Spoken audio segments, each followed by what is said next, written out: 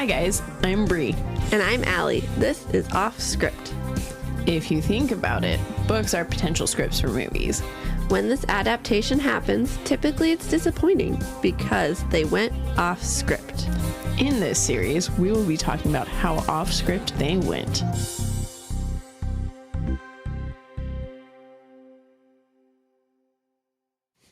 Hello. Hi, everybody. Welcome to Offscript. Yes. We're doing things a little different. Yeah, it's very different. It's a mini-sode, and Alli and I aren't in the same room. So weird. I know. We don't even have video up. I know. That's the weirdest part. It's like a phone call. I know. We don't do phone calls. No, because I rarely do phone calls. People are lucky if they get me on the phone. Oh my gosh. Yeah. So let's see how this goes. That also might be why our audio isn't the best. We're trying some new things here. Yeah. I don't have my microphone set up because I'm house sitting. So I'm literally just talking to my laptop, which really feels horrible. It really feels like I'm just on a Zoom call without the video. Well, I do have my microphone set up, so hopefully, I don't know. I bought this fancy little thing that we use when we normally record, so hopefully it works. Knowing me, I did not set it up correctly, and it will do nothing. She didn't test it before she started. I did not. I don't have headphones, so I couldn't hear it. Oh yeah, that's funny. You sound fine to me, so. All right. Well, you sound fine. Perfect. Oh gosh, you guys. Well, welcome to our mini-sode. Yeah. Well, today we are comparing Castle Rock to Shawshank Redemption. Can you call it comparing? No. No. Not at all. No, we're not. I'm really excited to hear your thoughts. I'm so confused. I'm so confused. And I think I must have missed something because it was all making sense, and then all of a sudden it didn't, and now I just don't know how. I don't understand. Did it stop making sense? The episode where you said everything starts making sense. Where she's like in the time loop? Yes. It made sense to me. I sort of get that. Like, okay, it's like freaking Spider-Man, right? There's two time zones. Well, or whatever. So her kind of not really. It's all the same time for her, but it's just she's always in different spots of time at the same time, if that makes sense. So like that's how in her episode. Wow, should we? You should probably explain everything. Yeah. Let's start from the beginning. I realized, I was like, hold on, before I get into this. Then maybe it'll make sense to listeners and they can explain it too. Otherwise, they're going to be even more confused than we are. Or I am. Okay. So basically what I found out was that this is not, I was going and expecting it to be Shawshank Redemption. It's not. It's just, it has all of the little Easter egg fun things, all Stephen King stuff. So it just takes place at Shawshank. I was just going to say, this whole first season is at Shawshank. The next season isn't even it's in Castle Rock. Mm-hmm. And I think they mentioned Shawshank once. Mm-hmm. But that's it. Oh, interesting. So does it tie in? Are like the characters the same in season 2? No. None of them at all. There's one, but okay. Yeah. I don't want to say anything else. All right. Add it to my list. Yep. Well, that one's Annie's story, and so I'll like it. I just have like 12 other things I have to watch first. I know. So we won't be comparing that one just yet anytime soon. No. Okay, so you will do a better job explaining the show than I will.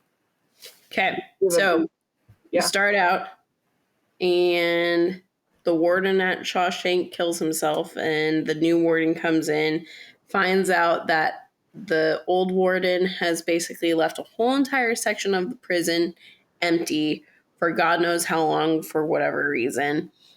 So then they go and search this place, and they find that there's a kid that's been locked up for who knows how long in the bottom of the prison. Mm-hmm. So then the whole story revolves around him, because then the first words he says once they find him or they ask for his name is Henry Deaver. And everyone's like, what? We already know a Henry Deaver. Maybe that's his lawyer. We need to call him. We need to get this sorted out.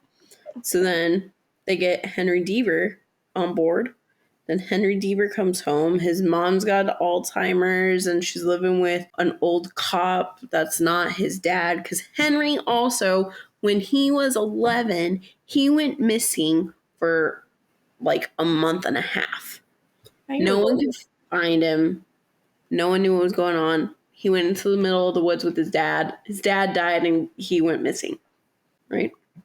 Yeah. I think it was like 11 days. Oh, it was 11 days? I think so. Okay. So then, but he doesn't remember what happened in those 11 days. So then the whole story is basically like him trying to figure that out for himself, even though it's not like super prominent and like something he really wants to remember. But he's starting to feel like as the story progresses, he's like, this kind of feels like it's tying into that. So I got to figure that out. And then his mom has Alzheimer's and is going kind of crazy. And yeah. Yeah, that was the first like episode. Well, like that's the premise of the story. Yes, it is. Right? Yeah, the kid who they found in the hole, like everyone keeps calling him the devil because all these bad things keep happening. And so they're trying to figure out like what the heck, who is he? And that's where it lost me. I don't understand. I mean, I get the premise. So he is Henry Deaver. Yeah, the kid in the hole is Henry Deaver from a different time. Yeah, from a different timeline. He's from the timeline where, like, his mom actually did right and got him away from his dad. Yeah. And so that's why he was, like, a doctor and all this sort of stuff. He was doing good. And, yeah, and so then the Henry Deaver lawyer guy is when his mom stayed with his dad. Yeah. And then, okay, following it. But then it's like, what was I? It was like the last episode just didn't make sense. I'm trying to think how it ended. Hang on. Let me pull it. Well, what I'll say here is in the 11 days where he was missing, you find out that in the woods where his dad keeps taking him to the middle of the woods because his dad is dead set that he can hear the voice of God in the middle of the woods. But really, out in the middle of the woods is the like portal between these alternate dimensions. And so then Henry gets lost in there because he's been out in the woods looking for the voice of God. And then he gets found by the police in the alternate universe and they ask for his name and they tell him Henry Deaver. So then they get that Henry Deaver. And so then that's how you figure out where he went. Right. So, okay. So lawyer Henry Deaver as a kid, this is going to be so confusing. Comes out of the woods, right? Because he just got teleported into this land. Where was his land? Or we don't know that yet. It's the land. How did he get back? Oh, he got back because he tricked the other Henry Deaver. Yeah. And then he got back. Okay. Yeah, and the other Henry Deaver was chasing after him. Right. And so that's how he got sent into the other land. Yeah. Okay. But it's not another land. Like I picture it like it's another time. It's like exactly. It's the exact same spot. It's no other land. They're both at Castle Rock and they're both in that spot at the same time. It just so happens that they found the like one weird little portal to get into the other person's timeline. Right. It's like the multiverse. So then, okay, I'm trying to think how it ended. How did the season end? Because that's the part that confused me the most. So I'll call him the kid to not be confusing. The kid went to Henry Deaver and was like, you have to take me back to the middle of the woods because I need to get back home. Like, I'm not supposed to be here. This is unfair to me. I've been locked up for however long. This is not okay. And so at first, Henry makes you think that he's going to help him out, but he's also dealing with like his mom just killed Alan because his mom was going through one of her time loops and she had thought that she was killing her husband who was going after her son, but really she killed the dude that she was really in love with. And so he's dealing with covering up Alan's death so that it doesn't come back on his mom, while his mom's also running around town trying to figure out her life. And so then he's focused on that. And then basically Henry makes the decision because he's like, how can I trust the kid? Like, how he says he's Henry Deaver, but I don't trust this. Like, this is weird. And he's always been kind of like with his friend who can hear and feel things, and I'm 1,000% sure it's The Shining. Oh, yeah, definitely. Yeah, she gets told the whole story from the kid and is fully on his side, but then she goes to Henry, and Henry has never believed her in this. And so she comes and tells him this full story, and he's like, oh my God, the kid's got you all wrapped into this too. This is ridiculous. So then it turns into a vicious cycle where instead of being the good person and letting the kid back out, he decides to do what the warden did. He's like, the warden had this right all along. I just got to lock you up. That's right. But like, why? Because he thinks that, like the warden does, that he is the reason for all of the madness in the city. Whereas I take the madness in the city to be madness because two Henry Deavers are in the same spot. Yeah, that makes sense. Mm-hmm. Season 2 kind of throws a wrench in things, but for the time being, that's what I say. And that's that. Mm-hmm. Okay, I mean, I take it. Mm-hmm. No, I just loved...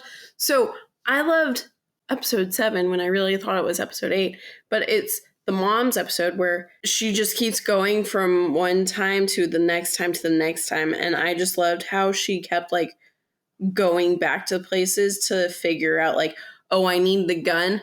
Well, I don't have the safe's code, so I need someone to give me the code. And so then she like finds the right time to get the code from the right person. Then she goes and get the safe. But then she gets the gun out of the safe and she's like, oh shoot, but I don't have bullets. So then she has to like loop through and figure out where she put the bullets. Okay, okay.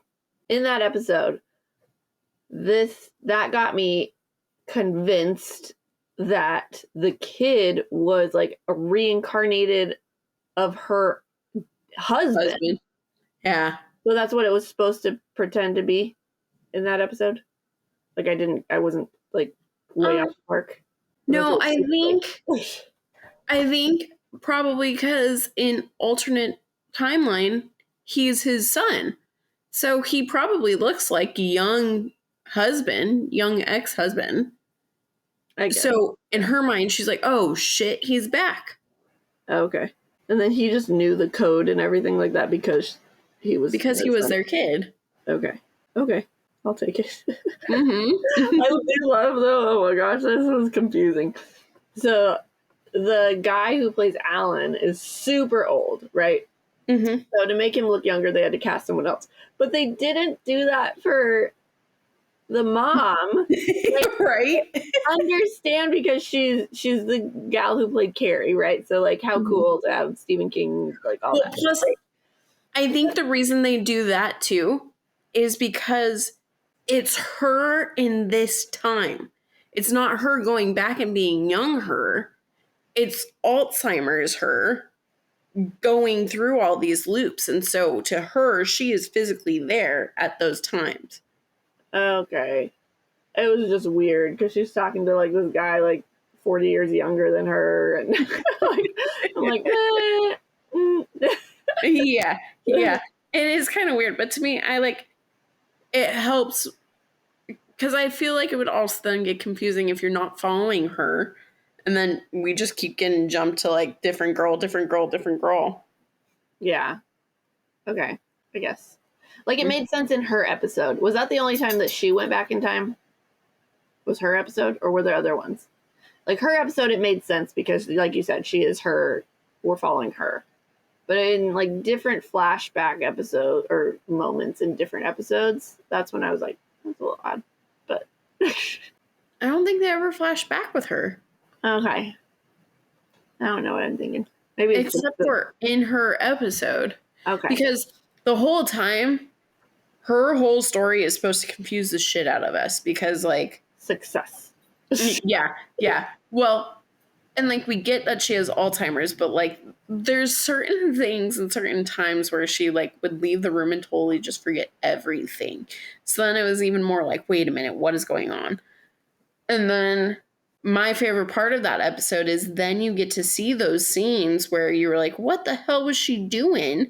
And then it gets pieced together with what she was saying, because then, like, it made sense to her, and she knew exactly what she was doing and how she was getting there. Mm-hmm. Okay. Well, for anyone who is interested in watching it, it's definitely not a background show. No, it is you have to focus, yeah.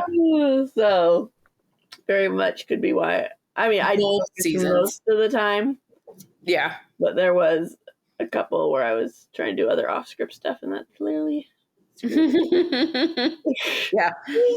But no, I liked it overall. Like, I definitely will go watch season 2 when I have a chance. I'm legit so mad because just wait till you watch season 2. Season 2 ends on such a cliffhanger and it's canceled. So you're welcome. Why? Well, apparently Hulu, when they went into this contract, wanted Annie's story to be the last one that they did. Okay. And so they freaking canceled it after they did Annie's story. Well, then why would they write it as a cliffhanger if they knew that was going to be the end? No. The writers didn't know. Hulu screwed them. They were like, no way are they going to cancel this show. Its viewership is huge. So they wrote it, did it, released it. And I think like halfway through when the season was getting, because it was one of those every week you had to wait. And like halfway through, that's when Hulu was like, yeah, we're done. That's so weird. I wonder why they would do that, though. I think it's stupid. Why would you go back? A show that's making you money? Dude, why? Stephen King has such a following. Like, right. I feel like a lot of people, when they canceled Castle Rock, canceled their subscription to Hulu. I mean, yeah. If that's why you had Hulu. Mm-hmm. That makes no sense. But whatever. They did it to themselves. Mm-hmm. Yeah. But yes, they did. But yeah, I recommend it to everyone. I freaking love Castle Rock. Yeah, it is a good one. I like it. Mm-hmm. Mm-hmm. I am also biased because I do love Stephen King, but that I think was my favorite part though, was that not only like in all of the episodes, but like the opening credits themselves was entirely Easter eggs to Stephen King books. And then in every episode, like I think, what did we count? Like 4 or 5 Easter eggs in the first episode. I think it was like 8 or 9. Oh, was it? Yeah. It was crazy. And it's so like, and it was really exciting every time that would like pop up, like Jackie Torrance or The Shining was big in it. And they kept talking about a rabid dog that kept killing people. And then like a bunch of other stuff like that. And so it was, I liked, that was my favorite part of it, because I would get excited every time. I'd be like, hey, I understand that. So good thing we read a couple books before we. Yeah. I watched this with Nee, and I don't think she's read any Stephen King. I actually think she's reading The Shining. So she went into this not being a Stephen King fan. So when I'm sitting there watching it with her, I was like, and she was like, what? I was like, that's a reference to this. Yeah, that definitely makes the show. So if you haven't, like, if you're interested in the show, it's a good show. But what makes it is all of the Easter eggs. So I highly suggest at least watching all the movies. But because then you might get it. Yeah. Read the books and then go watch the show. Yeah. Yeah. Cool. Do you like everyone they cast? Yeah, actually. Mm-hmm. They cast. Good. What's his name? Bill Skarsgård? Yeah, Bill Skarsgård. But I don't like that he's apparently not it. Well, because think of it, Carrie is in this and she's not Carrie. I think she is. I think she's crazy, and she from what her mom did. She have the shine. And then, yeah, I think that's funny. But anyways, yeah. Yeah, I know. Especially when, like, after Bill's first few episodes and, like, all shit was going down, I was like, oh, he's it for sure. But then I dived deep because I kept trying to make him it. Mm-hmm.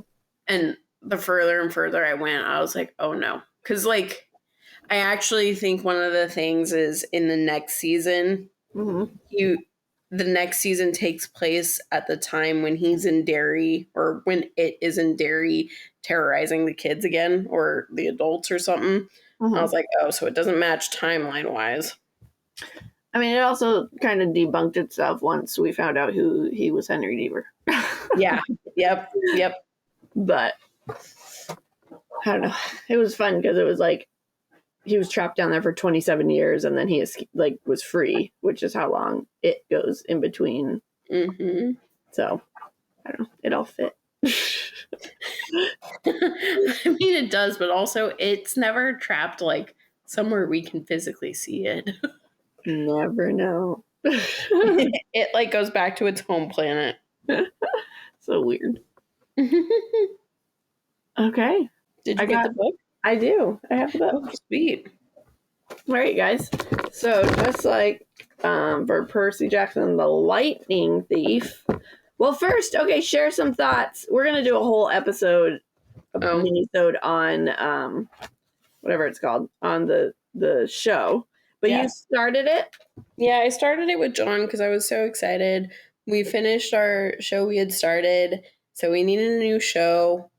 And I found out that John was not super into it, but because I don't have a Disney login, I kind of coerced him into it. And I was like, it'll be fun. You'll love it. The first episode made me so mad. Whoa. Guys, it made me so mad that John paused halfway through and was like, shouldn't you be taking notes? Because I was like, oh my God, that is not how it's supposed to be done. Oh my God. I was like, you're supposed to be doing this to fix the movie, and yet somehow I feel like you've still done it pretty not great.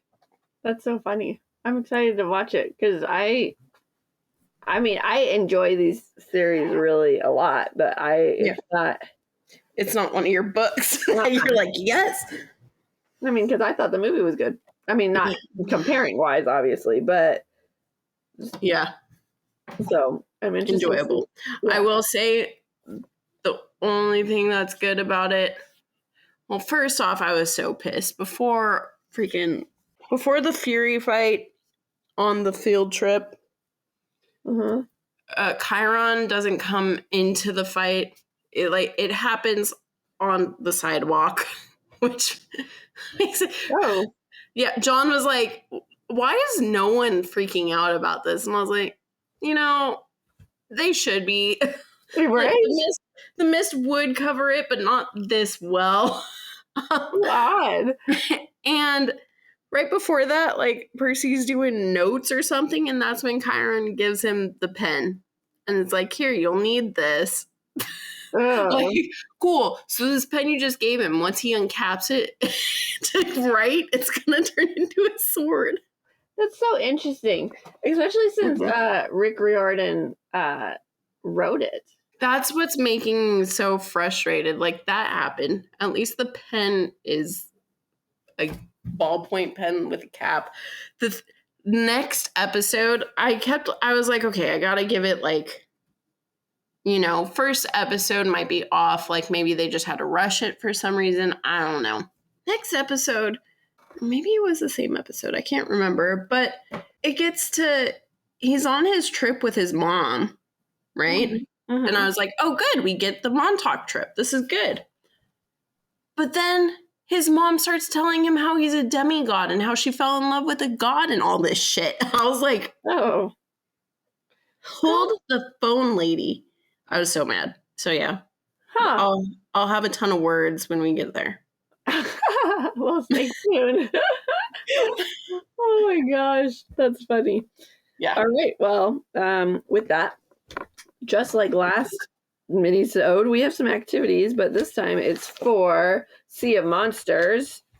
Yeah. So here's the first one. Percy encounters many mythical creatures on his quest. Examples include the hippocampi, harpies, hydra,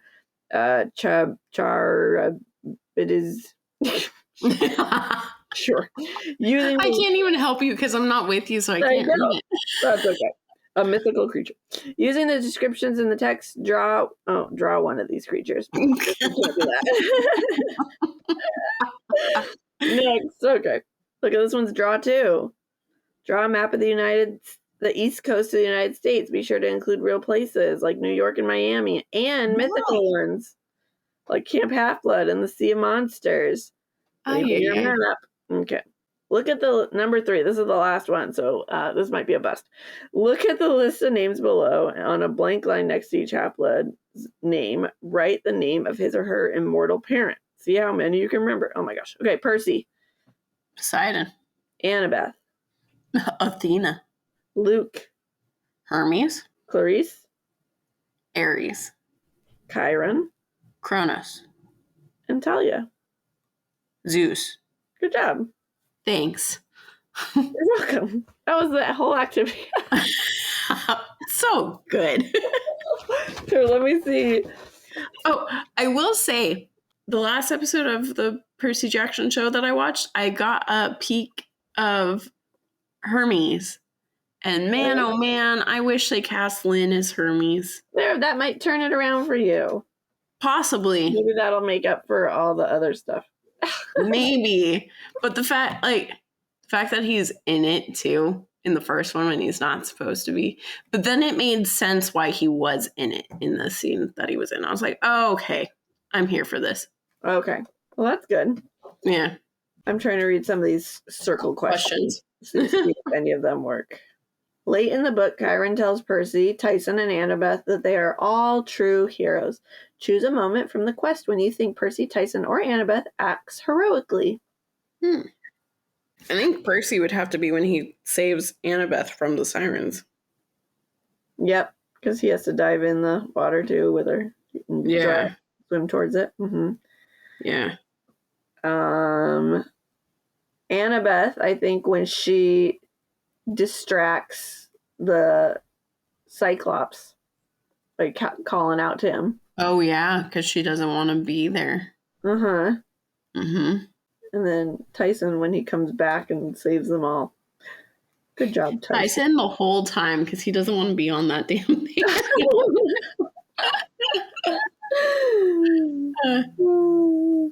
Let's see. I'm not seeing it anymore. Okay, here's a good one. Okay. Annabeth tells Percy about Chiron's prophecy and warns, knowledge isn't always good for you. Do you agree with Annabeth? Yeah. I agree. For sure, because sometimes things you just don't want to know. Yep. There's a part 2. If there was a prophecy about something that might happen in your future, would you want to know about it? Part of me says yes, but then a bigger part says no, because then I would just be living waiting for the prophecy. Oh, yeah, 100%. That's I would not be able to do it. Yeah. That's like when Cameron proposed to me. And I had a freaking ring, so I knew that it was coming.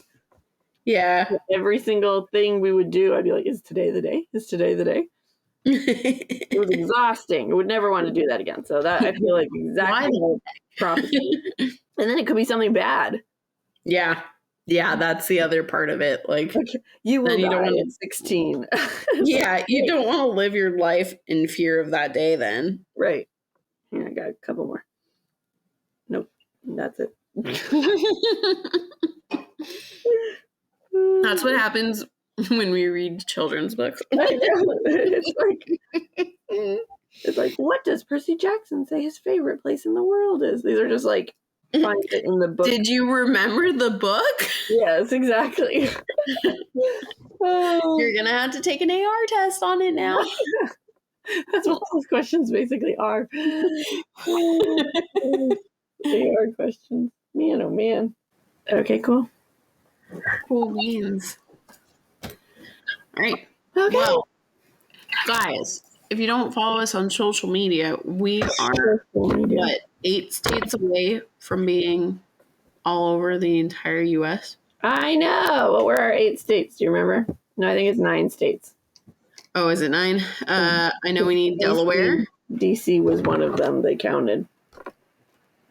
No, we have District of Columbia. I know, but that's why there's 51. Oh, I see what you're saying. 9 is what we're missing. Yeah, what are they? Here, hang on, let me look up. You said Delaware is 1. Yep, I know Delaware, and I know our friends over at East Coast Haunts are going to be getting some bookmarks soon. Woo-hoo. So they'll be dropping them everywhere. Okay, we got... So not only are we almost in all 50 states, but we're in 58 countries. Yeah, that's insane. Insane. Mm-hmm. And you know what? We may not be constant listened to in those countries, but maybe we are. But at least one person has listened to one episode. In all these different countries. Thank you, everyone. Yes. So we need, in the U.S., we need Alabama, Delaware, Hawaii, Louisiana, Mississippi, Montana, North Dakota, Rhode Island, and Wyoming. All right. Okay. So if you're a listener from there. Well, they wouldn't be, because... Well, that's true. It would have popped up. Never mind. Yeah. If you know someone who lives in those states... We'd like to send them some of our bookmarks. Let us know. Or if you're like really close to those states, like on the border, and you just want to do a little drive and drop off bookmarks in those states. That would help us out so much. That would be so cool. We would be grateful. Let's do it. Yeah. Then... we got some nerd party coming up. Oh, yeah, we do. It's right around the corner, it feels like, actually. We just made a cool banner and all sorts of stuff. But anyway, so yeah, you guys. Nerd party. If you're in the Washington area. June 1st. I don't think we've ever said the date. Shit, I don't think so either. We are great at promoting ourselves. Oh my gosh. June 1st, it's like 2 to 7 or something like that. Yep. Over in Kent. We will post. Be recording? Yeah. We'll post the address and everything so you guys can find us. Yeah. And then I'll post it on our website, and then we'll post it on socials. Yeah. And it's gonna be a fun day. Huh? It's going to be a fun day. It is, yes. So come hang out with us. Come be on our podcast, because we're recording a couple of different episodes. Yeah, we are. So you can stop in, say hi. Yeah, we're going to have like one that we'll keep like chatting on about for the nerd party. And then we'll be recording episodes. Yeah, we'll be recording. Can we advertise what we're going to record? Well, yeah, why not? We're going to record Good Omens, you guys. Yeah. First episode of August. What's the very first episode? It's the very first. All right. And then we're going to record Silver Linings Playbook, too. So, hopefully. Yeah. Okay, you guys. I'm so tired. You got to go get this episode. But then, you're also sorry, because we need to say, Monday is our Howl's Moving Castle up, right? No. Yes? No. Duff. No. The Duff. I'm getting ahead of myself. Yes, you are. The Duff. And then we got Shining. The Shining. Yep. The Finally. Shining. Yeah. Allie finally understands The Shining. I do. That's actually a good episode. I like that one of ours. Yeah. That's a good one. It's a fun one. Yeah, why not? Mm-hmm. I also forgot that they haven't heard you learn about The Shining yet. I know. So we're sitting here talking about The Shine. And you're like, yeah. Yeah, you guys. I get it now. Because, as I say in the episode, it makes so much more sense reading it than the movie ever does. Unfortunately. But yeah. All right. So rate, review, subscribe, do all the things. We'd appreciate it. Yeah. Help us out. Help us make good content. Exactly. Please. Because the more people we get that follow us, the more of a desire we feel to do good. Exactly. Yes. When we first started and we had, like, I'm saying this on an episode where we have crap audio, but when we first started and we had crap audio, we were like, whatever. And then we had listeners and we're like, oh, we got to do good. Mm-hmm. And then we're like, oh, I don't really remember what happened. I don't know what happened. And then we got more listeners and we're like, oh, we actually got to pay attention and actually, take notes and know what they don't want to hear us say that we don't know shit. Yeah. So look at that. When we get more followers, we do better at our job that does not pay us. Mm-hmm. And there might be a time when you guys start asking us questions and we respond in these minisodes. I know. One day, maybe.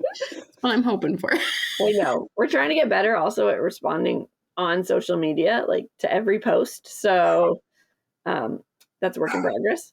Yes, it is. Oh, here's the dogs barking at who knows what. They were quiet the whole time. I know, literally. They're like, get off the computer. Can you pay attention to me? Oh, gosh. All right, guys. Well, all right. Dogs say goodbye. All right. Goodbye. We will too. Okay. We'll see ya. Bye.